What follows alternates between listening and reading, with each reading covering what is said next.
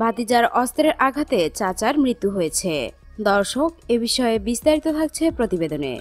সিরাজগঞ্জের বেলকুচিতে ভাতিজা মনিরুল ইসলামের অস্ত্রের আঘাতে চাচা সাইফুল ইসলামের মৃত্যু হয়েছে। এ ঘটনায় আরও 2 জন আহত হয়েছেন। বুধবার ভোরে ঢাকা মেডিকেল কলেজ হাসপাতালে চিকিৎসাধীন অবস্থায় তার মৃত্যু হয়। মৃত সাইফুল ইসলাম ওই গ্রামের তাজেল পরামানিকের ছেলে। এ ঘটনায় আহত হয়েছেন সাইফুল ইসলামের স্ত্রী জ্যোৎস্না বেগম, মেয়ে বেলি খাতুন। জ্যোৎস্না বেগম বলেন, মঙ্গলবার সন্ধ্যায় গরুর গোবর নিয়ে ঝামেলা হয়।